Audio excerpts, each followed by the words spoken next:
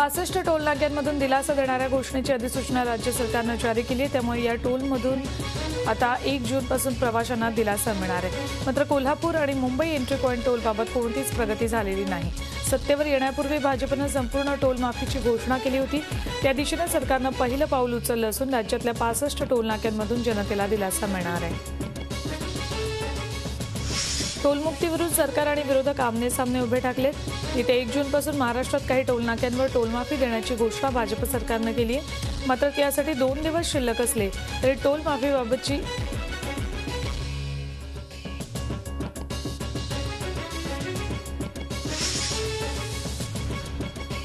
वसई विरार महानगरपालिकेच्या निवडणुकीसाठी शुक्रवारी फॉर्म भरण्यासाठी शेवटचा दिवस होता। त्यामुळे सर्वच पक्षांनी अर्ज दाखल करण्यासाठी मोठी गर्दी केली होती। या निवडणुकीसाठी शिवसेना भाजपमध्ये युती झाली आहे। काँग्रेस आणि राष्ट्रवादी मात्र स्वबळावर निवडणूक लढवतात। राज्यपाल सी विद्यासागर राव यांचं हेलिकॉप्टर अचानक भरकटल्यानं गोंधळाची परिस्थिती निर्माण झाली। नांदेड जिल्ह्यातल्या किनवट तालुक्यात दुर्गम आदिवासी भागाला भेट देण्यासाठी राज्यपाल निघाले असताना हा प्रकार घडला। त्यांचं हेलिकॉप्टर भरकटून तेलंगणात गेलं। तब्बल 25 मिनिटांनंतर अखेर ते हेलिकॉप्टर सुखरूप नियोजित स्थळी पोहोचलं। पायलटच्या समयसूचकतेमुळे मोठा अनर्थ टळला। स्वच्छता अभियान यशस्वी करण्यासाठी महाराष्ट्र सरकारनं कंबर कसली। स्वच्छ महाराष्ट्र अभियान सप्तपदी स्वच्छतेची हा कार्यक्रम महाराष्ट्र नगरविकास विभागानं आयोजित केलाय। यासाठी सीएम देवेंद्र फडणवीस, चित्रपट अभिनेता आमिर खान यावेळी उपस्थित होते। भारत सरकारचा पुढाकार स्वच्छ महाराष्ट्र करू साकार असं म्हणत स्वच्छता मोहीम राबवली जाणार आहे। मुंबईतला उद्योग परराज्यात कुठेही जाणार नाही अशी ग्वाही केंद्रीय रस्ते वाहतूक मंत्री नितीन गडकरी यांनी दिली। मुंबईत आयोजित भाजपच्या एका कार्यक्रमात नाव न घेता त्यांनी शिवसेना आणि दैनिक सामनाला सुद्धा टोला लगावला।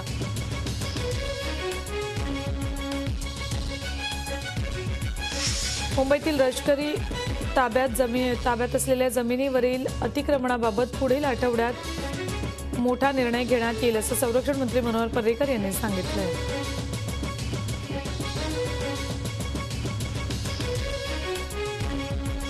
बोपखेल ग्रामस्थांच्या पर्यायी रस्त्याचा प्रश्न शुक्रवारच्या बैठकीतही सुटू शकलेला नाही। कारण जिल्हाधिकारी, ग्रामस्थ, महापालिका अधिकारी आणि सैन्य दलातील अधिकाऱ्यांच्या संयुक्त बैठकीत प्रत्यक्ष पाहणी करून नंतरच अहवाल सादर करण्याचा निर्णय झालाय। त्यामुळे पाहणी केल्यानंतरच हा अहवाल संरक्षण मंत्री मनोहर पर्रिकर यांच्याकडे सोपवला जाणार आहे।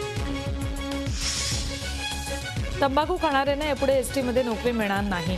कारण एसटी कर्मचाऱ्यांची भरती करतानाच मी व्यसन करणार नाही असा बॉन्ड लिहून घेण्यात येणार आहे। परिवहन मंत्री दिवाकर रावते यांनी ही घोषणा केली। 31 मे रोजी साजऱ्या होणाऱ्या वर्ल्ड नो टोबॅको डे निमित्तानं बेस्ट बस गाड्यांवर तंबाखू विरोधी संदेश लावण्यात आलेत। या उपक्रमाचं उद्घाटन करताना रावतेंनी ही सूतोवाच केली। मान्सूनची वाटचाल दिलासादायक आहे। श्रीलंकेच्या दक्षिण भागापर्यंत मजल मारणाऱ्या नैऋत्य मोसमी वाऱ्यांची वाटचाल गुरुवारपासून पुन्हा सुरू झाली आहे। 2 दिवस तापमानाची लाट कायम राहील असा अंदाज कुलाबा वेधशाळेनं वर्तवलाय। तसंच मान्सून सक्रिय होण्याची हालचाली सुरू आहेत। पुढील 2-3 दिवसात केरळमध्ये दाखल होण्याची शक्यता असा अंदाज कुलाबा वेधशाळेनं वर्तवलाय। कोकण किनारपट्टीवर 10 जूनपर्यंत तर मुंबईत 12 ते 13 जूनपर्यंत मान्सून दाखल होण्याचा अंदाज आहे। आगामी पावसाळ्यात आपत्कालीन परिस्थिती उद्भवल्यास राज्यातील सर्व प्रशासकीय यंत्रणा सज्ज आहेत। पावसाळ्यात वीज पडून होणारी जीवितहानी टाळण्यासाठी मोबाईल लाइटनिंग अलर्ट यंत्रणा विकसित करण्यात आली आहे। मान्सूनपूर्व तयारीसाठी प्रशासकीय यंत्रणेनं सूक्ष्म नियोजनावर भर देऊन सर्व प्रशासकीय विभागांशी समन्वय ठेवावा असं फडणवीस यांनी सांगितलं। पहिल्यांदाच औरंगाबाद महानगरपालिकेत नशीब आजमावणाऱ्या MIM पक्षानं 26 जागांवर विजय मिळवत दुसऱ्या क्रमांकाचा मोठा पक्ष झालाय। मात्र राज्यात हा पक्ष अधिकृत नसल्यानं त्यांना विरोधी पक्ष नेतेपद देऊ नये अशी मागणी काँग्रेस पक्षानं केली होती।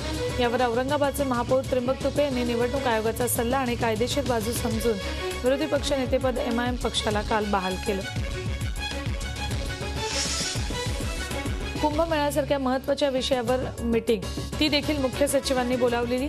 त्यामुळे खूप गांभीर्याने चर्चा झाली असेल असं तुम्हाला वाटत असेल तर तसं अजिबात घडलेलं नाही।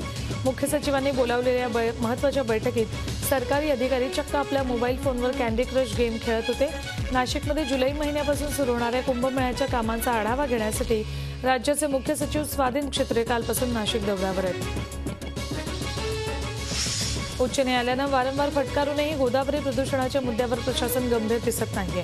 उलट कुंभमेळ्यापूर्वी गोदावरी प्रदूषणमुक्त करण्याच्या आदेशालाच केराची टोपली दाखवण्याची तयारी प्रशासनानं केली आहे. कुंभमेळ्यापूर्वी गोदावरी प्रदूषणमुक्त होण्याची शक्यता धुसर दिसतेय. आता प्रशासनानं गंगापूर धरणातून तात्पुरतं पाणी सोडण्याची तयारी दाखवली. चंद्रपूर जिल्ह्यातला एक पट्टेदार वाघ उन्हामुळे हैराण झाला आणि गारव्यासाठी पुलाखालील पाईपमध्ये जाऊन बसला. मात्र गर्दीमुळे त्याची चांगलीच फटफचिती झाली.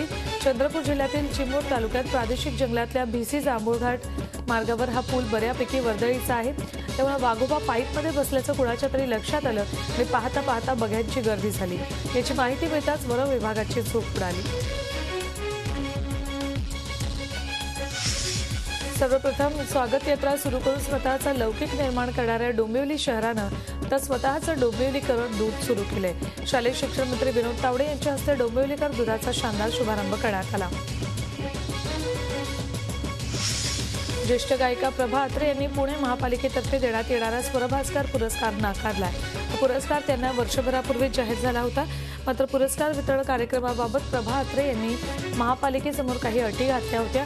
यात हा पुरस्कार केंद्रीय मंत्री प्रकाश जावडेकर, सुरेश प्रभू तसंच निवृत्त न्यायमूर्ती चंद्रशेखर धर्माधिकारी यांच्यापैकी एकाच्या हस्ते प्रदान करण्यात यावा अशी अपेक्षा होती. जैतापूर प्रकल्पाला विरोध करण्यासाठी स्थानिक मच्छीमारांनी एक आगळंवेगळं आंदोलन केलं. नाटे परिसरात मच्छीमारांनी आपल्या नौका थेट ज्या ठिकाणी प्रकल्प होणार त्या ठिकाणच्या खोल समुद्रात नेल्या आणि जैतापूर बत्तीच्या ठिकाणी नौकांवर काळे झेंडे लावून आंदोलन केलं. मालेगाव जवळच्या गिरणा सहकारी साखर कारखान्यावर सामाजिक कार्यकर्त्या मेधा पाटकर यांच्या उपस्थितीत आंदोलन करण्यात आलं. गायरान जमिनीवर नांगरणी करून हे आंदोलन करण्यात आलं.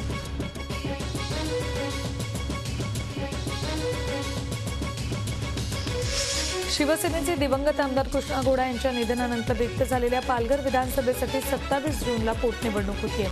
पोटनिवडणुकीसाठी कार्यक्रम निवडणूक आयोगानं जाहीर केलाय. 27 जूनला सकाळी 8 वाजता ते संध्याकाळी 5 वाजेपर्यंत मतदान होईल, तर मतमोजणी 30 जूनला होईल. खरीप हंगामाच्या पार्श्वभूमीवर राज्य सरकारनं शेतकऱ्यांसाठी महत्त्वपूर्ण निर्णय घेतलाय.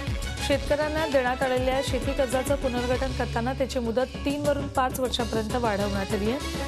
तसंच राज्यातील केवळ कागदावर असलेल्या सहकारी संस्था रद्दबातल करण्यासाठी विशेष मोहीम हाती घेतली जाणार आहे. सहकार राज्यमंत्री दादासाहेब भुसे यांनी ही माहिती दिली. भाजप शिवसेना सरकारच्या मुहूर्ताची वाट न पाहता मोहोळचे राष्ट्रवादीचे आमदार रमेश कदम यांनी आष्टी उपसा सिंचन योजनेच्या पहिल्या टप्प्याचा लोकार्पण सोहळा पार पाडला.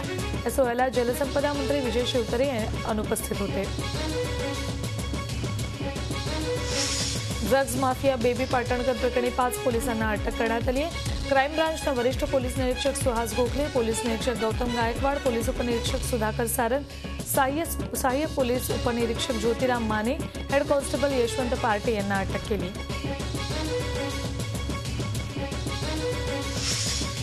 गुन्ह्यात दोषी ठरलेल्यांना आता गोपनीयपणे किंवा घाईघाईनं फाशी देता येणार नसल्याचं मत सुप्रीम कोर्टानं व्यक्त केलंय.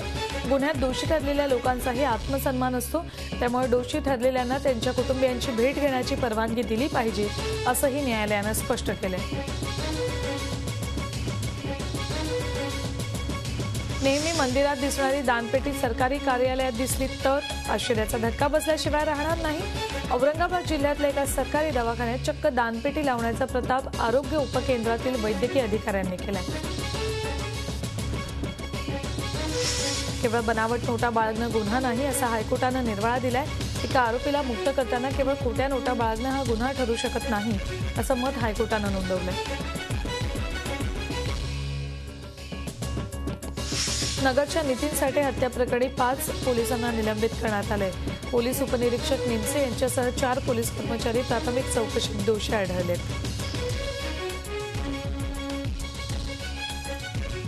सोलापूर जिल्ह्यातल्या होडगी गावात होडगी तलावात तब्बल 5 लाख माशांचा मृत्यू झालाय.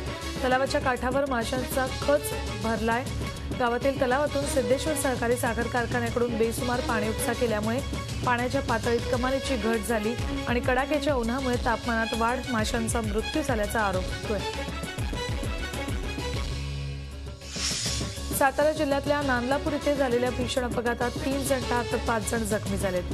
केळगाव कराड मार्गावर हा अपघात झाला. सोशल मीडियाचा वापर जितका फायदेशीर तितकेच त्याचे दुष्परिणामही आता पुढे येत आहेत. व्हॉट्सअपच्या ग्रुपमधून काढून टाकल्याच्या रागातून ॲडमिनवर चाकूने हल्ला करण्यात आल्याची धक्कादायक घटना उल्हासनगरमध्ये घडली आहे.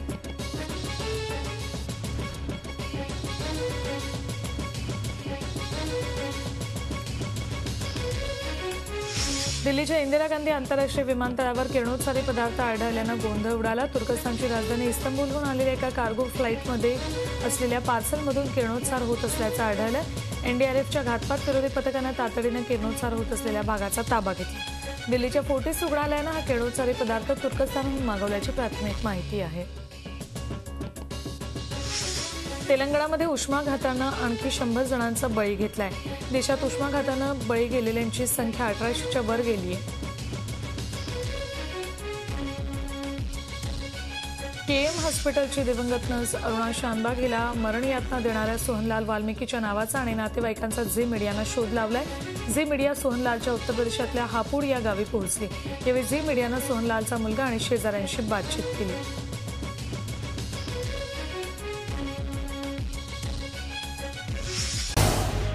झी 24 तास रहा एक पाऊल पुढे.